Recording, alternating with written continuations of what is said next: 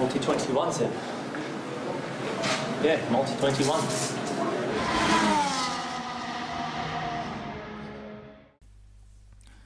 Bonjour à tous et bienvenue sur Multi-21. Je suis aujourd'hui en compagnie de Pierre Mesley. Comment vas-tu, Pierre ? Ça va bien, je te remercie. Et aujourd'hui nous sommes en compagnie de NASCAR, donc nous avons demandé des renforts. Nous sommes aussi en compagnie de Karl. Salut Karl, merci d'être avec nous. Salut, merci de m'avoir invité. On est là aujourd'hui pour débriefer les Daytona 500 2021, 63e édition des Daytona 500. Alors on va un peu revenir sur la course bien évidemment en résumé avant de vous laisser en parler. Donc déjà on a eu une pole position d'Alex Bowman en 47 secondes et 56 millièmes. C'est pour anecdote. Ensuite, un peu pour faire le résumé de la course, écoutez, un premier gros accident au tour 14 lors du Stage 1 qui nous aura mis 10 voitures hors course, dont Almirola qui avait quand même gagné un de ces deux duels. Je vous laisserai nous expliquer après tout ce grand capharnaüm. Ensuite, on a eu un drapeau rouge, puisqu'on rappelle que nos amis, les NASCAR, ne peuvent pas rouler sous la pluie et qu'en plus on avait du tonnerre et que c'est très dangereux pour les hélicoptères de secours. Reprise du Stage 1 avec une fin de Stage 1, Hamlin, qui termine en tête. Un Stage 2 assez tranquille finalement, le plus tranquille des trois finalement, avec une poussette de Keselowski sur McDowell dans ce sens-là, dans ce Stage 2, et encore une victoire d'Hamlin. Et enfin, dans le Stage 3, alors qu'on avait 16 voitures qui étaient encore là pour la gagne à 2 tours de la fin, on se retrouve avec un énorme crash McDowell qui cette fois-ci pousse Keselowski, et une victoire donc de Michael McDowell sur sa Front Row Motorsport devant Elliott et Austin Dillon. Alors, je vais commencer par Karl, l'honneur à l'invité.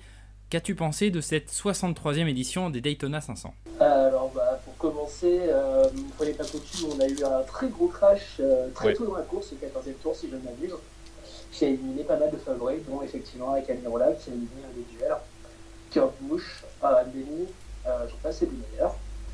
Ensuite, donc, s'en est suivi de drapeau rouge logique pour que les commissaires puissent nettoyer. Et puis en même temps, on a eu donc, cette interruption due à la pluie, qui a duré plus de 6 heures quand même.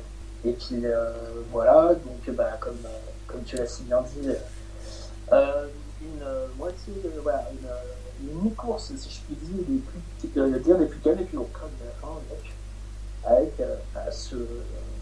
cette victoire inattendue de Michael McDowell. C'est vrai qu'on a repris une course très très tard, à 21h heure locale, heure française, je sais même plus quelle heure il était, il devait être 4h du matin, quelque chose comme ça, ou 3h, je ne sais plus, enfin interminable. Et finalement, le fait qu'on ait perdu 10 voitures, tu l'as dit extrêmement tôt, ça nous a donné finalement une suite de Stage 1 et un Stage 2 assez tranquille, où forcément à 10 voitures de moins, on est moins impacté, et c'est un peu plus facile. Pierre, sur cette course, qu'as-tu pensé de cette 63e édition ? Écoute, on a eu un final qui pouvait faire penser à celui de l'année dernière avec le grave accident de Newman. Là, heureusement, ça n'a pas été aussi catastrophique. Après, je rejoins Karl. Le Big One du Stage 1 est arrivé très très tôt et ça a mis pas mal de favoris sur le carreau. On a eu la grosse interruption avec la pluie et puis derrière une reprise un petit peu en décalé. Heureusement que depuis maintenant de nombreuses années, il y a les projos à Daytona pour courir de nuit, parce que sinon tu es obligé d'attendre le lendemain comme sur certains circuits. Faut quand même le savoir, tous les circuits de NASCAR ne sont pas équipés forcément de projos. Donc si tu as des intempéries, souvent la course est décalée au lendemain. Là on a eu de la chance que ça dure pas trop longtemps. On a vu que par le passé des fois c'était un petit peu compliqué. Donc non, écoute, bien. Après ça reste Daytona, ça reste un super speedway, j'aurais tendance à te dire. Il y a les têtes d'affiche, il y a les favoris, mais on sait que sur les super speedway tu peux avoir une écurie, même des fois un petit team qui peut tirer son épingle du jeu. Ça s'est vu à plusieurs reprises. Effectivement. Alors justement, victoire de Michael McDowell, première victoire en carrière pour l'Américain qui a 36 ans quand même, qui est originaire de Glendale dans l'Arizona. Première victoire à Daytona pour Front Row Motorsport, leur troisième seulement en Cup. La première c'était en 2013 à Talladega. Karl, je te laisse nous présenter ce pilote et cette écurie, parce que c'est quand même un pilote qui était annoncé à 100 contre 1, donc qui était un des pilotes les plus mal classés pour les parieurs avant cette course. Qui est Michael McDowell finalement? Michael McDowell, donc c'est un pilote relativement moyen qui est là depuis 2008. Il avait commencé à la Michael Motrip Racing au volant de la 00, avec laquelle il avait eu un crash effroyable d'ailleurs. Qui pilote désormais donc pour la Frontier Motorsport depuis quelques saisons maintenant, avec cette numéro 34. Et pour en revenir à cette équipe, elle a fait ses débuts en Cup en 2005, tu vois, depuis, et il a remporté seulement 3 victoires, comme tu l'as si bien dit, dont 2 sur Sugar Speedway et une dans des conditions particulières. Pocono, course qui fut interrompue alors que Chris Buescher était en tête au volant de cette même 34. Et donc, il avait obtenu la victoire à ce moment-là. C'est tout ce qu'ils ont fait. Et sur un circuit très spécial, puisqu'on était sur le triangle de Pocono, ce circuit si particulier. Parlons un petit peu des Daytona 500 de façon plus générale avant la suite, puisque pour Michael McDowell, déjà une première victoire en Sprint Cup, c'est forcément exceptionnel. Enfin en Cup désormais, excusez-moi, on ne dit plus Sprint, mais une victoire à Daytona 500, ça l'est encore plus. Pierre, est-ce que tu peux nous parler un petit peu de l'importance de cette épreuve? On sait qu'il y a quelques épreuves phares en NASCAR, mais celle-là, c'est vraiment la plus importante. Alors, si tu prends les épreuves un petit peu, spéciales et prestigieuses en NASCAR, bon, tu mets... Il y a le Coca-Cola 600 dont tu nous parles souvent, déjà. Ouais, mais le Coca-Cola 600, c'est parce que t'es à Charlotte, c'est en Caroline du Nord, t'es dans la base de la NASCAR. Enfin, je veux dire, c'est là où t'as quasiment tous les teams, donc je veux dire, t'es vraiment à la maison, quoi. Et c'est la course la plus longue du championnat. Tu tapes 600 miles, quoi. Et généralement, ça a lieu le même jour que les 500 miles d'Indianapolis et que le Grand Prix de Monaco quand il a lieu. Blague à part avec le Covid qui a un petit peu tout décalé l'année dernière. Ceci dit, tu avais des pilotes qui des fois faisaient les 500 miles d'Indianapolis et qui derrière se tapaient le Coca-Cola 600. Faut être équipé. Je crois que le dernier qui l'avait fait, c'était Kurt Busch. Non, après dans les épreuves prestigieuses, donc ouais, Daytona 500. On va y revenir après pourquoi c'est si spécial. Tu as derrière donc le Coca-Cola 600, tu as le Brickyard 400 à Indianapolis. Ça fait vraiment partie des épreuves phares du championnat. On va dire Daytona, gagner à Daytona, c'est comme gagner le Grand Prix de Monaco ou remporter Le Mans. C'est à peu près les équivalents au niveau du championnat. Ce qu'il faut savoir, c'est que la première course en fait a eu lieu à Daytona en 49, si je dis pas de bêtises, et que depuis c'est un petit peu comme Silverstone et la F1, quoi. Enfin, c'est un petit peu ça. Donc et c'est la course la plus prestigieuse qui ouvre le championnat. Donc c'est vraiment l'événement phare. C'est un petit peu le Super Bowl de la NASCAR, si tu veux. Donc comment dire, il y a plein d'enjeux et c'est vraiment le prestige. Celui qui gagne le Daytona 500, même s'il ne gagne que le Daytona 500 dans sa carrière, on s'en souvient, ça généralement. Course qui au passage a plusieurs fois échappé à de nombreux champions. Je pense notamment à Dale Earnhardt. Dale Earnhardt, il s'y est cassé les dents plus d'une fois avant de le remporter. Je crois qu'il l'a remporté en 98, il me semble. Donc voilà, ça comment dire, ça un petit peu ça force le respect, mais c'est pas simple parce que c'est vraiment imprévisible. T'es sur un super speedway, tu sais jamais ce qui peut arriver. Donc comment dire, et là où pour la petite anecdote historique, de 71 à 2011, la date du Daytona 500 était associée à la date d'anniversaire de George Washington, premier président des États-Unis. Donc après ça a été un petit peu repoussé, mais voilà, ça ajoute un petit peu de prestige, on va dire. Voilà, c'est comment dire, gagner le Daytona 500, c'est vraiment le Saint Graal, quoi. Alors c'est un week-end en plus qui est très très long, enfin plus qu'un week-end, c'est toute une organisation autour qui est très très long. Je vais laisser Karl nous en parler de tout ce qu'il y a autour du Daytona 500, parce qu'il y a les sprints, les duels. Est-ce que tu peux nous expliquer un peu tout ce processus qui nous mène à la grande course, à la Great American Race? Là, ce week-end-là, il a commencé avec le clash, donc le mercredi, que Kyle Busch a remporté donc il s'est disputé sur la partie routière, sur le circuit routier Daytona, et donc Kyle Busch qui remporte la victoire suite à un contact entre le champion sortant chez Elliott et Ryan. Donc ça a offert la victoire à Roddy, lui qui n'en avait sans aucune l'année dernière. Donc oui, donc on a les duels, donc ces deux courses avec la moitié du plateau. À chaque fois, des petites courses qui définissent un petit peu l'ordre de la grille de départ de la course, de la American Race, de la course principale. Entre-temps, il y a aussi la Truck et la Nationwide qui disputent leur course, qui sont donc c'est un petit peu l'antifendre, si on veut, c'est les divisions inférieures de la NASCAR. Et donc, oui, effectivement, c'est un week-end qui est très, très, très, très complet en termes d'épreuves disputées. Donc un week-end très très chargé, et d'ailleurs toutes les courses sont très intéressantes. Moi j'aime beaucoup regarder les duels personnellement, je trouve ça très sympa, ces mini-courses avant la grande course. Il est temps d'aborder le grand sujet de cette émission, messieurs.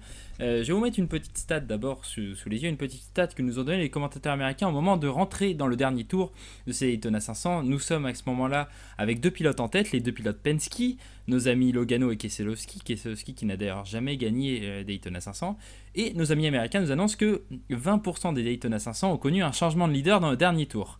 Si on ajoute à ça bien évidemment tous les Big One qu'on a eu sur Super Speedway ces dernières années, notamment lors des deux courses qu'on a dans la saison à Daytona, les deux qu'on a à Talladega, est-ce qu'il faut vraiment être devant lors de ce dernier tour? Est-ce que c'est un intérêt réel de mener avant le dernier tour des Daytona 500? On a vu Denny Hamlin qui a gagné les deux premières stages et finalement qui n'était pas là au moment de l'emballage final. Je vais laisser Karl commencer, notre invité, sur cette question. À mon sens, oui, c'est assez important d'être bien positionné en fin de course, puisque, comme c'est bien dit, il n'y a que 20% des courses sur Super Speedway où il y a eu un changement de leader dans le dernier tour. Mais ces dernières années, on s'aperçoit que c'est très souvent le cas. Il y a des changements de leader. Malgré tout, il faut rester devant parce que quand on est 15e et qu'il reste 500 mètres de course, ça va être très compliqué d'arracher un résultat. Il faut quand même être dans les 6-7 premiers, éventuellement maximum, vraiment. Enfin, ça, c'est ce que j'en pense en tout cas. Est-ce que tu peux nous expliquer ce que c'est le side draft, justement, pour ceux qui ne sont pas forcément avertis à toutes ces notions de NASCAR? En fait, cette draft classique, ça, c'est une voiture qui suit une autre. Elle est aspirée par la voiture qui la précède.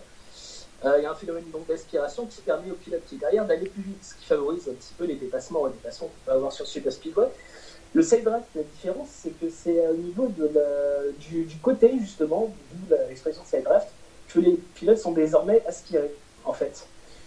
Et ce qui rend d'ailleurs les voitures plus instables et ce qui favorise peut-être justement l'instabilité du paquet jusqu'au dernier moment de la course, et qui favorise aussi malheureusement ces accidents qui sont parfois très spectaculaires.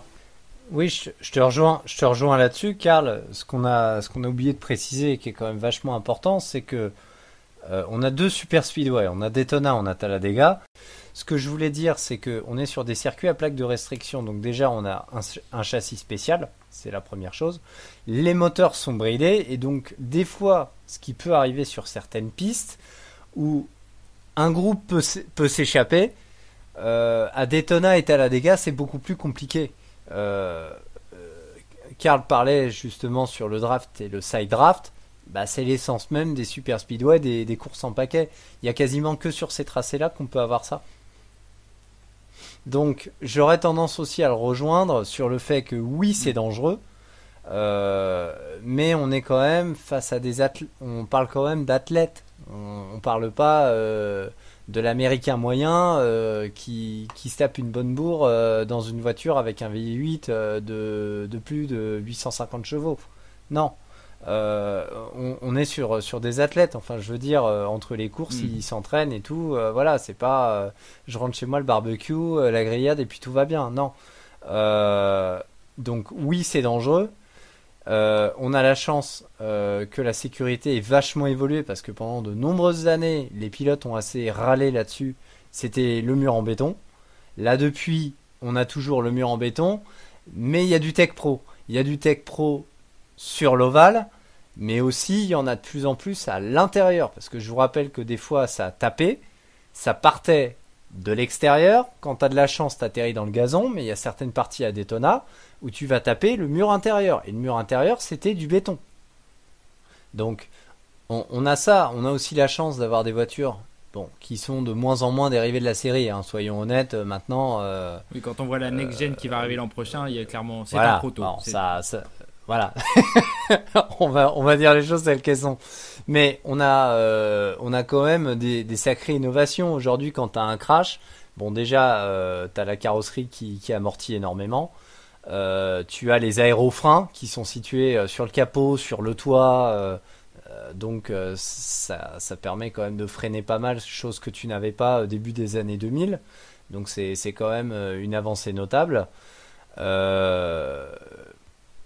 Et au niveau des cellules de survie, c'est des cellules qui sont quand même vérifiées, qui sont conçues pour encaisser des gros chocs. En toute honnêteté, hein, je reviens sur le crash de Newman qui moi m'avait personnellement choqué l'année dernière. Le crash de Newman, on lui met dans les mains une bagnole de 2010, de 2011, il y reste, soyons clairs. Oui. Ça, c'est évident. Oui. Déjà, en termes de sécurité, ça a été un gap monumental qui a été passé avec les générations 6. Tout à fait. Donc, on a la chance d'avoir, je pense, des circuits de plus en plus sécurisés. D'un autre côté, c'est vrai que sur des pistes qui s'y prêtent, j'insiste là-dessus, ça fait partie de l'âme du sport en fait. C'est limiter, retirer ça. Je vois pas trop à quoi comment dire, c'est comme interdire un peu les ravitaillements, enfin tout type de ravitaillement en F1. Grosso modo, tu tues un peu le truc, quoi. Après, c'est possible, ouais, hein. Mais je vous rejoins totalement et je me garde à vos avis de connaisseurs bien plus que moi, mais c'est simplement que moi, je pense que je suis à NASCAR depuis moins longtemps que vous, mais j'ai vu arriver cette génération 6 de voitures et tu l'as dit, toute la sécurité qui a été bonifiée grâce à ces voitures, mais le revers de la médaille, c'est que j'ai l'impression que ce dont parlait Karl tout à l'heure, le phénomène de side draft, a été amplifié par ces nouvelles voitures, que désormais courir en paquet serré, c'est devenu très compliqué. Là, on l'a vu sur ces Daytona 500 en 2021. Il y a eu plusieurs phases où à deux lignes de front, ce qui est un classique en NASCAR, on avait parfois des déportations que moi je voyais pas trop il y a quelques années. Alors oui, ça fait complètement partie de la course, les Big One, mais c'est vrai qu'entre celui de Newman l'an dernier au Daytona 500 et là cette année, moi j'avais peur pour Kyle Busch. Tout à l'heure vous avez parlé de Keselowski hors antenne et c'est aussi le cas. Voilà. Moi, entre Kyle Busch et Keselowski, j'aurais tendance à penser que c'est Keselowski quand même qui a pris le plus cher. C'est que moi sur le direct, j'ai vu la bagnole, elle était en feu quoi. Sur le direct, c'est que j'ai suivi plus des yeux la voiture de Kyle Busch. Ça m'a pris l'impression tout de suite, mais c'est vrai que j'ai l'impression que les derniers Big One qu'on a eu sont extrêmement violents, et quand on en a, là, quand c'est dans le troisième virage, c'est pas forcément gênant parce que ça met plus les pilotes en cause et ils sont, tu l'as dit, dans un espèce de cocon dans ces voitures. Mais quand on arrive, par exemple, à Talladega, avec toute une longue partie devant la tribune avant d'arriver dans la ligne droite d'arrivée, parce qu'elle n'est pas au centre du triovale, mais sur le côté, on a eu beaucoup de crashs ces dernières années. Je sais plus si c'est en 2017 ou 2016 où le Gecko 500 se termine par un crash. S'il y a une voiture qui part dans les barrières, qu'est-ce qu'on fait quoi? Il y a quand même des fans qui sont juste derrière.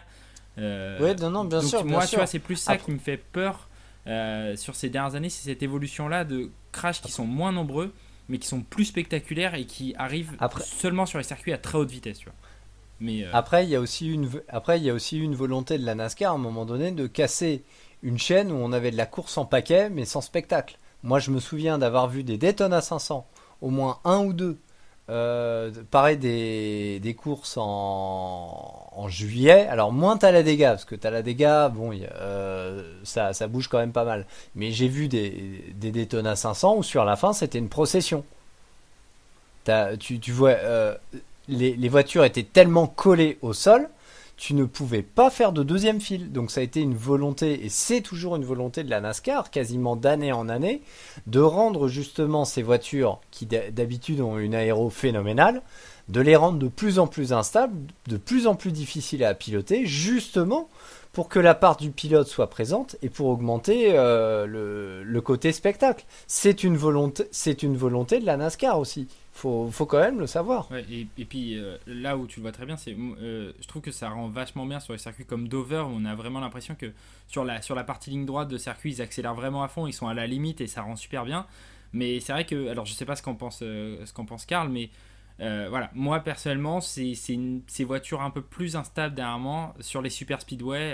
Alors c'était à Dega et Daytona principalement, mais ça me fait un peu peur. Mais comme l'a dit Karl tout à l'heure, ça fait partie du spectacle. Je le laisse continuer. Voilà, je te laisse Karl. Alors bien que les Big One soient très spectaculaires et dangereux, on peut craindre justement pour la sécurité des pilotes, malgré le fait qu'ils se trouvent un véritable cocon à l'intérieur de leur cockpit, si je peux dire. Ça fait partie du jeu, c'est-à-dire que les courses sur Super Speedway où il ne s'est rien passé, moi je me souviens d'une à Talladega en 2018 avec une domination de la Stewart Haas qui a mis les 4 voitures devant avec une victoire au fil de la miroir où il ne s'est absolument rien passé, et j'ai envie de dire que franchement c'était ultra amusant à regarder parce que enfin voilà, nous on a besoin aussi de ce spectaculaire qui fait partie intégrante du jeu entre guillemets et que c'est malheureusement aussi ce que les spectateurs de manière générale veulent voir et j'en fais partie parce que c'est vrai qu'à moi un Super Speedway c'est pas rien, c'est l'enfer quoi. Donc malheureusement voilà, c'est une tradition américaine, c'est pas un petit peu brutaux comme ça, mais voilà, c'est exactement ce que c'est exactement ce que les fans sont venus voir. Et puis comme dit, voilà, par les incidents rarissimes avec Ray Newman l'année dernière, en général, il n'y a pas trop de bobos. Hein, donc pour moi, voilà, le show doit continuer. C'est ce qu'on est venu voir. C'est ce que les fans demandent. Même si je t'en joue complètement sur le côté spectaculaire et effrayant que ces Big One ont pour le spectacle. C'est une réalité, tu as raison d'en parler. Il y a beaucoup de fans ça fait partie et beaucoup de compilations se font sur internet de Big One. Tu as tout à fait raison d'en parler, oui. Exactement. C'est comment dire c'est comme quand tu vas au cinéma que tu vas voir un film d'horreur. Si tu vas voir un film d'horreur, tu sais pourquoi tu y vas. Tu y vas pour avoir les jetons, pour voir du sang. Bon, là, je vais peut-être pas pousser le vice jusque-là pour un crash, mais tu vas à une course, tu vas à un Daytona 500 ou même à la course qui a lieu en juillet ou même Talladega, tu vas pour un Big One. Clairement, tu vas pas pour voir une procession de 40 bagnoles. Messieurs, je terminerai cette émission par une question très simple. Est-ce qu'un jour Brad Keselowski gagnera à Daytona? Parce que là franchement c'était là vraiment quand on est rentré dans le dernier tour, je me suis dit virtuellement c'est bon, là Logano va s'écarter tranquillement et parce qu'ils avaient... non oui. Non, oui, il avait tu connais mal le garçon là. C'était ironique bien sûr, mais ils avaient tous les deux une telle avance que je me suis dit bon de toute façon ça va se jouer entre les deux et il y a sans doute une chance pour que Keselowski gagne. Donc voilà, c'est une dernière question ironique bien évidemment, mais est-ce qu'un jour Brad Keselowski va gagner à Daytona, messieurs? Karl? Oui, bien évidemment. C'est une certitude. Keselowski est excellent sur les Super Speedway. Il avait gagné sa première victoire à Talladega en 2009 sur un Super Speedway. Il a d'ailleurs gagné plusieurs fois l'épreuve par la suite. Ce n'est qu'une question de temps. Et à chaque fois, avec Pierre, on donne dans les favoris. En 2020, c'était moi qui avais dit qu'il gagnerait, et cette année, c'était Pierre. Donc voilà, c'est quelqu'un qui va forcément gagner un jour Daytona 500, je suis sûr, je suis certain. À condition qu'il reste dans une écurie de pointe de Quoique, au final, on a bien vu que c'était pas forcément une idée. Et d'ailleurs, il faut quand même signaler qu'il n'a pas non plus gagné la course estivale de Daytona, hein, le Coke 0400. Il n'a jamais remporté. Si, peut-être une fois. Ah, si, peut-être. Je me trompe peut-être. Si, il l'a remporté en 2016. Ah oui, tu as raison. J'oubliais les éditions chaotiques, mais effectivement, oui. Tu es mauvaise langue. Effectivement, j'étais très mauvaise langue. J'étais sur les dernières années où non, et en fait, si. Non, mais après, j'aurais tendance à te dire, avant on disait Dale Earnhardt Jr. qui était l'une des grosses références sur Super Speedway. Keselowski, ça reste quand même une valeur sûre sur Super Speedway. Hamlin sur le Daytona se place très très bien. Mais Talladega, Keselowski, il en a remporté quand même quelques-uns.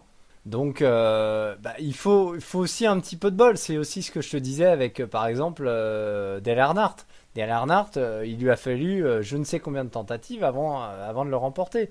Donc, je pense qu'un jour, ça le fera. Tu prends Johnson. Johnson, c'est pareil. Il en a pas énorme. Je crois qu'il a peut-être 2 Daytona 500. C'est pas énorme, hein. Et comme vous disiez tous les deux au début, c'est justement des circuits, les Super Speedway, qui sont propices à des surprises comme celle qu'on a eue dimanche. Et tout à fait.